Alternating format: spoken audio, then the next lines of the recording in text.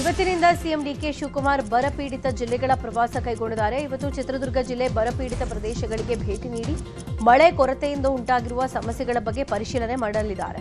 ಬಳಿಕ ಮಧ್ಯಾಹ್ನ 12:30ಕ್ಕೆ ಬೆಂಗಳೂರಿನ ಪ್ರಾದೇಶಿಕ ವಿಭಾಗ ಮಟ್ಟದ ಅಭಿವೃದ್ಧಿ ಕಾರ್ಯಗಳ ಪ್ರಗತಿ ಪರಿಶೀಲನೆ ಸಭೆ ನಡೆಸಲಿದ್ದಾರೆ. ನಂತರ ಇವತ್ತು ರಾತ್ರಿ ಬೆಂಗಳೂರಿಗೆ ವಾಪಸ್ಸಾಗಿ ನಾಳೆ ಮತ್ತೆ ಚಿತ್ರದುರ್ಗಕ್ಕೆ ತೆರಳಿ ಮಾಜಿ ಸಚಿವ ದಿವಂಗತ ಡಿ ಸುಧಾಕರ್ ರವರ ಭಾವಪೂರ್ಣ ನುಡಿ ನಮನ ಕಾರ್ಯಕ್ರಮದಲ್ಲಿ ಭಾಗಿಯಾಗಲಿದ್ದಾರೆ. ಚಿತ್ರದುರ್ಗ ನಗರದ ಮುರುಘಾ ಮಠದ ಅನುಭವ ಮಂಟಪದಲ್ಲಿ ಸಿಎಂ ಸಭೆ ನಡೆಯಲಿದೆ. ಈ ಹಿನ್ನೆಲೆ ಡಿಸಿ ಟಿ ವೆಂಕಟೇಶ್ ಅನುಭವ ಮಂಟಪಕ್ಕೆ ಭೇಟಿ ನೀಡಿ ಪರಿಶೀಲನೆ ನಡೆಸಿದ್ದಾರೆ. ಇವತ್ತು ಸಚಿವ ಕೃಷ್ಣ ಬೈರೇಗೌಡ ನೇತೃತ್ವದಲ್ಲಿ ಔಟರ್ ರಿಂಗ್ ರೋಡ್ ಅಭಿವೃದ್ಧಿ ಕುರಿತು ಮಹತ್ವದ ಸಭಾ ನಡೆಯಲಿದೆ. ಬೆಂಗಳೂರಿನ ಕಾಡುಬೀಸನಹಳ್ಳಿಯಲ್ಲಿ ಬೆಳಗ್ಗೆ 10:30ಕ್ಕೆ ORRCA ಐಟಿ ಕಂಪನಿಗಳು, ಉದ್ಯಮಿಗಳು, ಡೆವಲಪರ್ಗಳೊಂದಿಗೆ ಚರ್ಚೆ ನಡೆಯಲಿದೆ. ಹೊರ ವರ್ತುಲ ರಸ್ತೆಯ ಸಂಚಾರ ದಟ್ಟಣೆ ನಿವಾರಣೆಗೆ ಒತ್ತು ಹಾಗೂ ORR ಮೂಲಸೌಕರ್ಯ ಅಭಿವೃದ್ಧಿ ಕುರಿತು ಚರ್ಚೆ ನಡೆಸಲಿದ್ದಾರೆ.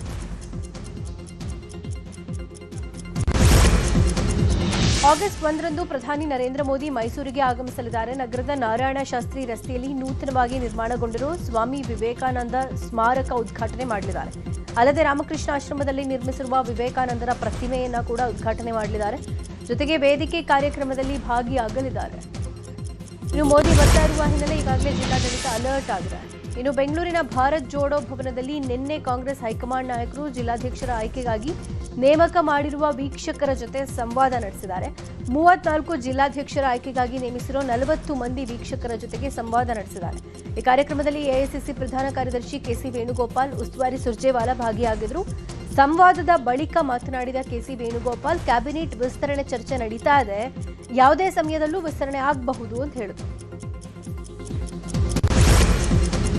ಮಾಜಿ ಪ್ರಧಾನಿ ಎಚ್ಡಿ ದೇವೇಗೌಡರ ನಿವಾಸಕ್ಕೆ ರಾಜ್ಯಪಾಲ ಥಾವರ್ಚಂದ್ ಗೆಹ್ಲೋಟ್ ಭೇಟಿ ನೀಡಿದ್ದಾರೆ. ಚೆನ್ನಮ್ಮ ನಿಧನದ ಹಿನ್ನೆಲೆ ಬೆಂಗಳೂರಿನ ಪದ್ಮನಾಭನಗರದಲ್ಲಿರುವ ನಿವಾಸಕ್ಕೆ ತೆರಳಿ ದೇವೇಗೌಡರ ಕುಟುಂಬಕ್ಕೆ ಸಾಂತ್ವನ ಹೇಳಿದ್ದಾರೆ. 20 ನಿಮಿಷಗಳ ಕಾಲ ದೇವೇಗೌಡರು ಹಾಗೂ ಕುಟುಂಬಸ್ಥರೊಂದಿಗೆ ಮಾತುಕತೆ ನಡೆಸಿ ಆತ್ಮಸ್ಥೈರ್ಯ ಹೇಳಿದರು.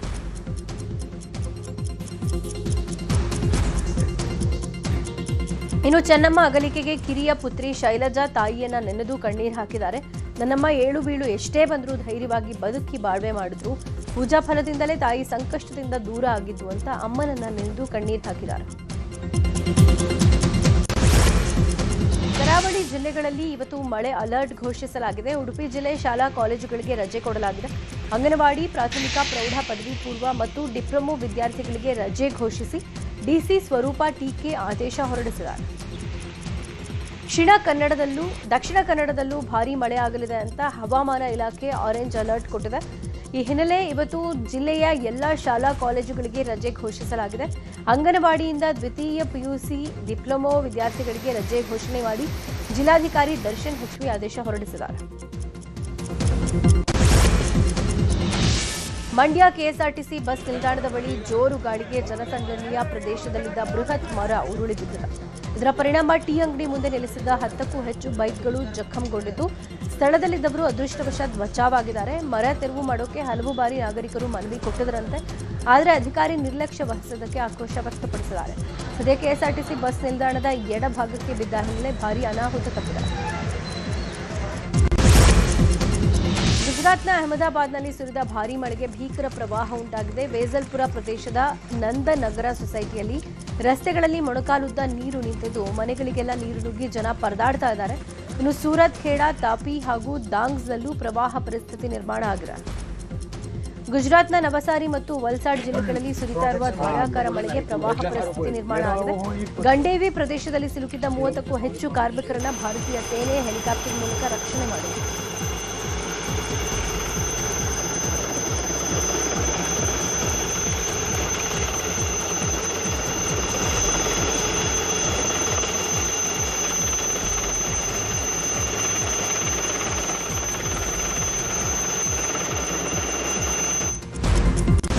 ಬೆಂಗಳೂರಿನ ಹಲವೆಡೆ ಇವತ್ತು ಬೆಳಗ್ಗೆ 10ರಿಂದ ಮಧ್ಯಾಹ್ನ 2ರವರೆಗೆ ವಿದ್ಯುತ್ ವ್ಯತ್ಯಯವಾಗಲಿದೆ. ಅಬ್ಬಿಗೆರೆ ಉಪಕೇಂದ್ರ ವ್ಯಾಪ್ತಿಯಲ್ಲಿ ವಿದ್ಯುತ್ ಕಡಿತಗೊಳ್ಳಲಿದೆ. Kammagondanahalli, Lakshmipura, Vaderahalli, Abbigere industrial area, Singapura pipeline ರಸ್ತೆಯಲ್ಲೂ ವಿದ್ಯುತ್ ವ್ಯತ್ಯಯ ಆಗುತ್ತೆ. Kashiramnagar, Kuvempu Nagar, Visvesvaraya layout, Brigade park side north apartment ಹಾಗೂ ಸುತ್ತಮುತ್ತಲಿನ ಪ್ರದೇಶಗಳಲ್ಲೂ ವಿದ್ಯುತ್ ಕಡಿತ ಆಗುತ್ತೆ. ಸಾರ್ವಜನಿಕರು ಅಗತ್ಯ ಮುನ್ನೆಚ್ಚರಿಕೆ ವಹಿಸೋಕೆ ಬೆಸ್ಕಾಂ ಮನವಿ ಮಾಡಿದೆ. ಇನ್ನು ನಾಳೆ ಬೆಳಗ್ಗೆ 10ರಿಂದ ಸಂಜೆ 6ರವರೆಗೆ ವಿದ್ಯುತ್ ವ್ಯತ್ಯಯ ಆಗಲಿದೆ. ನಗರದ ಶಿವಾಜಿನಗರ, ವಸಂತನಗರ, ಕ್ಯಾಂಟೋನ್ಮೆಂಟ್, ಪುಲಕೇಶಿನಗರ, ವಿಧಾನಸೌಧ, ವಿಕಾಸಸೌಧ, ರಾಜಭವನ, ಪ್ಯಾಲೇಸ್ ಗ್ರೌಂಡ್ಸ್ ಭಾಗದಲ್ಲಿ ವಿದ್ಯುತ್ ವ್ಯತ್ಯಯ ಆಗಲಿದೆ. ಕೆಪಿಎಸ್ಸಿ ನೇಮಕಾತಿಗೆ ಸುಳ್ಳು ಪ್ರಮಾಣ ಪತ್ರ ಸಲ್ಲಿಕೆ ಆರೋಪ ಸಂಬಂಧ ಸುಮಾ ಎಸ್ ಸಾಹುಕಾರ್ಗೆ ನಿರೀಕ್ಷಣಾ ಜಾಮೀನು ಮಂಜೂರಾಗಿದೆ. ಬೆಂಗಳೂರಿನ ಸೆಷನ್ಸ್ ಕೋರ್ಟ್ನಲ್ಲಿ ಅರ್ಜಿದಾರರ ಪರ ಹಿರಿಯ ವಕೀಲ ಅರುಣ್ ಶ್ಯಾಮ್ ವಾದ ಮಾಡಿದ್ರು. ಹುದ್ದೆಗೆ ಸಲ್ಲಿಸಿದ್ದ ಅರ್ಜಿಯನ್ನ ಜೂನ್ 24ರಂದೇ ಸುಮಾ ಹಿಂಪಡೆದಿದ್ದಾರೆ. ದಾಖಲಾತಿಗಳ ಆಧಾರದಲ್ಲಿ ಆರೋಪ ಇರೋದರಿಂದ ಬಂಧನದ ಅಗತ್ಯ ಇಲ್ಲ ಅಂತ ವಾದಿಸಿದ್ದಾರೆ. ಹೀಗಾಗಿ ಕೋರ್ಟ್ ನಿರೀಕ್ಷಣಾ ಜಾಮೀನು ಮಂಜೂರು ಮಾಡಿದೆ. ಬೆಂಗಳೂರಲ್ಲಿ ರೌಡಿ ಶೀಟರ್ ವಿಘ್ನೇಶ್ನನ್ನ ಬಂಧಿಸಲಾಗಿದೆ. ನಿರಂತರ ಕ್ರಿಮಿನಲ್ ಚಟುವಟಿಕೆಯಲ್ಲಿ ಭಾಗಿಯಾಗಿದ್ದ ಹಿನ್ನೆಲೆ ರೌಡಿ ಶೀಟರ್ ವಿಘ್ನೇಶ್ನನ್ನ ಕೆಂಗೇರಿ ಪೊಲೀಸರು ಅರೆಸ್ಟ್ ಮಾಡಿದ್ದಾರೆ. ಕೊಲೆ ಯತ್ನ, ಅತ್ಯಾಚಾರ, ದರೋಡೆ, ಹಲ್ಲೆ ಸೇರಿದಂತೆ 10 ಕ್ರಿಮಿನಲ್ ಕೇಸ್ ಹೊಂದಿದ್ದ ಆರೋಪಿಯನ್ನ ಗೂಂಡಾ ಕಾಯ್ದೆ ಅಡಿ ಬಂಧಿಸಿ ಜೈಲ್ಗಟ್ಟಿದ್ದಾರೆ.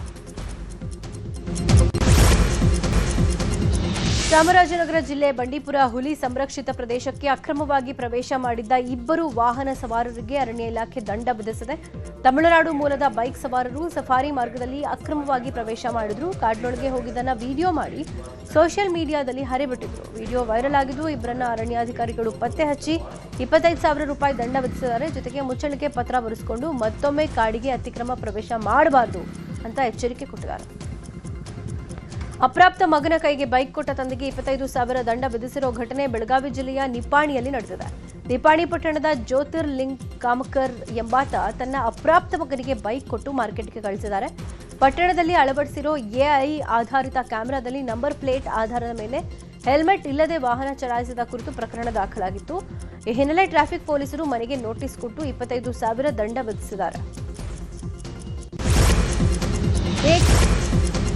ಬೆಂಗಳೂರಿನ ಖಾಸಗಿ ಫಾರ್ಮ್ ಹೌಸ್ ಮೇಲೆ ಲೋಕಾಯುಕ್ತ ಅಧಿಕಾರಿಗಳು ದಾಳಿ ನಡೆಸಿ ಸರ್ಕಾರಿ ಭೂ ದಾಖಲೆಗಳನ್ನು ವಶಪಡಿಸಿಕೊಂಡಿದ್ದಾರೆ. ಸುಮಾರು 435 ದಾಖಲೆಗಳನ್ನು ಅಧಿಕಾರಿಗಳು ವಶಪಡಿಸಿಕೊಂಡು ಪರಿಶೀಲನೆ ನಡೆಸಿದ್ದಾರೆ. ಅಲ್ಲದೆ ತಹಶೀಲ್ದಾರ್, ಎಡಿ, ಎಲ್ಆರ್ ಸೇರಿದ ನಕಲಿ ಸೀಲ್ಗಳು ಕೂಡ ಪತ್ತೆಯಾಗಿವೆ. ಸರ್ಕಾರಿ ಕಚೇರಿಯಲ್ಲಿ ಇರಬೇಕಾದ ದಾಖಲೆಗಳು ಸುರೇಶ್ ಬಾಬು ಅನ್ನೋರ ಫಾರ್ಮ್ ಹೌಸ್ನಲ್ಲಿ ಪತ್ತೆಯಾಗಿದ್ದು, ಪರಿಶೀಲನೆ ವೇಳೆ ಕೋಲಾರ ಹಾಗೂ ಮಾಲೂರು ತಾಲೂಕಿಗೆ ಸೇರಿದ 485 ಎಕರೆ ಅಕ್ರಮ ಭೂ ಮಂಜೂರಾತಿ ಬೆಳಕಿಗೆ ಬಂದಿದೆ. ಬೆಂಗಳೂರಿನ ಲಾಲ್ಬಾಗ್ನಲ್ಲಿ ಆಗಸ್ಟ್ ಮೊದಲ ವಾರದಿಂದ ಸ್ವಾತಂತ್ರ್ಯೋತ್ಸವ ಅಂಗವಾಗಿ ಫಲಪುಷ್ಪ ಪ್ರದರ್ಶನ ಆರಂಭ ಆಗಲಿದೆ. ಈ ಬಾರಿ ಗಂಗರ ರಾಜವಂಶ ಥೀಮ್ ಇರಲಿದೆ. ಕರ್ನಾಟಕವನ್ನ ದೀರ್ಘಕಾಲ ಆಳಿದ ಗಂಗರ ವೈಭವ ಹೂಗಳಿಂದ ಅನಾವರಣ ಆಗಲಿದೆ. ಗಂಗರ ರಾಜಮನೆತನದ ವೈಭವ, ಇತಿಹಾಸ, ಪ್ರಮುಖ ರಾಜರ ಕಲಾಕೃತಿಗಳ ಸೌಂದರ್ಯದ ಸಂಗಮಕ್ಕೆ ಲಾಲ್ಬಾಗ್ ಸಾಕ್ಷಿಯಾಗಲಿದೆ. 4 ದುಷ್ಕರ್ಮಿಗಳಿಂದ ಲಾಂಗು ಮಚ್ಚು ಹಿಡಿದು ಏಕಾಏಕಿ ಮನೆ ಮೇಲೆ ಅಟ್ಯಾಕ್ ಮಾಡಿರೋ ಘಟನೆ ಆನೇಕಲ್ನ ಮೈಲಸಂದ್ರ ಬೋವಿಪಾಳ್ಯದಲ್ಲಿ ನಡೆದಿದೆ. ವಿಶ್ವನಾಥ್ ರೆಡ್ಡಿ ಅನ್ನೋರ ಮನೆ ಮೇಲೆ ಅಟ್ಯಾಕ್ ಮಾಡಿದ್ದಾರೆ. ಆದರೆ ಲಾಂಗು ಮಚ್ಚುಗಳನ್ನು ಕಂಡು ಮನೆಯವರು ಬಾಗಿಲು ಬಂದ್ ಮಾಡಿದ್ದಾರೆ. ಈ ವೇಳೆ ಮನೆ ಬಳಿ ಇದ್ದ ಬೈಕ್ ಸೇರಿದಂತೆ ಸಿಕ್ಕ ವಸ್ತುಗಳನ್ನೆಲ್ಲ ನಾಶ ಮಾಡಿ ಕಾಲ್ಕಿತ್ತಿದ್ದಾರೆ. ಈ ಬಗ್ಗೆ ಮನೆ ಮಾಲೀಕ ವಿಶ್ವನಾಥ್ ರೆಡ್ಡಿ ಮಾತನಾಡಿ, ಮನೆ ಬಾಗಿಲು ಓಪನ್ ಆಗಿದ್ರೆ ಕೊಲೆ ಅಂತೂ ಆಗ್ತಾ ಇತ್ತು. ಕೊಲೆ ಮಾಡೋಕೆ ಬಂದವರು ಯಾರು ಅನ್ನೋದು ಗೊತ್ತಿಲ್ಲ ಅಂತ ತಿಳಿಸಿದ್ದಾರೆ. ಸ್ಥಳಕ್ಕೆ ಹೊಯ್ಸಳ ಪೊಲೀಸರು ಭೇಟಿ ನೀಡಿ ಪರಿಶೀಲನೆ ನಡೆಸಿದ್ದಾರೆ. ಕೋರ್ಟ್ಗಳ ವಿಚಾರಣೆಯ ಲೈವ್ ಸ್ಟ್ರೀಮ್ ವಿಡಿಯೋಗಳನ್ನು ಸೋಷಿಯಲ್ ಮೀಡಿಯಾದಲ್ಲಿ ಹಂಚಿಕೊಳ್ಳೋದನ್ನು ನಿಷೇಧಿಸಿ ಸುಪ್ರೀಂ ಕೋರ್ಟ್ ಆದೇಶ ಹೊರಡಿಸಿದೆ. ನ್ಯಾಯಾಲಯದ ಕಲಾಪಗಳ ನೇರ ಪ್ರಸಾರ ಮತ್ತು ವಿಡಿಯೋ ಪ್ರಸಾರವನ್ನು ನಿರ್ಬಂಧಿಸುವಂತೆ ಕೋರಿ ಸುಪ್ರೀಂನಲ್ಲಿ ಅರ್ಜಿ ಸಲ್ಲಿಸಲಾಗಿತ್ತು. ಸಿಜೆಐ ಸೂರ್ಯಕಾಂತ್, ನ್ಯಾಯಮೂರ್ತಿ ಜೋಯ್ಮಲ್ಯ ಬಾಗ್ಚಿ ಮತ್ತು ನ್ಯಾಯಮೂರ್ತಿ ವಿ ಮೋಹನ್ ಅವರಿದ್ದ ಪೀಠ ಅರ್ಜಿ ವಿಚಾರಣೆ ನಡೆಸಿ ಪೂರ್ವಾನುಮತಿ ಇಲ್ಲದೆ ಸೋಷಿಯಲ್ ಮೀಡಿಯಾದಲ್ಲಿ ಕೋರ್ಟ್ಗಳ ವಿಚಾರಣೆ ಆಡಿಯೋ ವಿಡಿಯೋ ರೆಕಾರ್ಡಿಂಗ್ಗಳನ್ನು ಶೇರ್ ಮಾಡಬಾರದು ಅಂತ ಸುಪ್ರೀಂ ಆದೇಶ ಹೊರಡಿಸಿದೆ. ಪ್ರಗತಿಶೀಲ ಕರ್ನಾಟಕಕ್ಕೆ ಕಲೆ, ಸಾಹಿತ್ಯ, ಸಾಂಸ್ಕೃತಿಕ ಪಾರಂಪರ್ಯ ತನ್ನದೇ ಆದ ಇತಿಹಾಸ ಇದೆ. ಈ ಸಿರೀಸ್ ಸೊಬಗನ್ನ ಸಂಭ್ರಮಿಸೋಕೆ ನ್ಯೂಸ್ 18 ಕರುನಾಡ ಹಬ್ಬ ಆಯೋಜನೆ ಮಾಡುತ್ತಿತ್ತು. ಇನ್ನು ವಿಜಯನಗರ ಜಿಲ್ಲೆಯ ಹೊಸಪೇಟೆಯಲ್ಲಿ 3 ದಿನಗಳ ಕಾಲ ನ್ಯೂಸ್ 18 ಕರುನಾಡ ಹಬ್ಬ ಜೋರಾಗಿ ನಡೆದಿದೆ. ಡಾಕ್ಟರ್ ಪುನೀತ್ ರಾಜ್ಕುಮಾರ್ ಕ್ರೀಡಾಂಗಣದಲ್ಲಿ ನಡೀತಾ ಇದ್ದು, ನಿನ್ನೆ ಹೊಸಪೇಟೆ ಶಾಸಕ ಎಚ್.ಆರ್. ಗವಿಯಪ್ಪ ಚಾಲನೆ ಕೊಟ್ಟಿದ್ದಾರೆ. ಎಎಸ್ಪಿ ಮಂಜುನಾಥ್, ಅಪರ ಜಿಲ್ಲಾಧಿಕಾರಿ ಬಾಲಕೃಷ್ಣ ಸೇರಿದಂತೆ ಹಲವು ಗಣ್ಯರು ಉಪಸ್ಥಿತರಿದ್ದರು. ಇನ್ನು 2ನೇ ದಿನವಾದ ಇವತ್ತು ಕೂಡ ಕರುನಾಡ ಹಬ್ಬದ ಸಂಭ್ರಮ ಜೋರಾಗಿರುತ್ತೆ. ಮನರಂಜನೆಯ ಜೊತೆಗೆ ಭರ್ಜರಿ ಆಹಾರ ಮೇಳವನ್ನು ಆಯೋಜಿಸಲಾಗಿದೆ. ಅಲ್ಲದೆ ಸಂಗೀತ, ಹಾಡು, ನೃತ್ಯ, ವೈವಿಧ್ಯಮಯ ಜಾನಪದ ಕಲಾ ಪ್ರದರ್ಶನಗಳು, ಕೈಮಗ್ಗ, ಕರಕುಶಲ ವಸ್ತುಗಳ ಪ್ರದರ್ಶನದ ಜೊತೆಗೆ ಸಾಂಪ್ರದಾಯಿಕ ಆಹಾರ ಮೇಳ ಕರುನಾಡ ಹಬ್ಬಕ್ಕೆ ವಿಶೇಷ ಮೆರುಗು ಕೊಟ್ಟಿದೆ.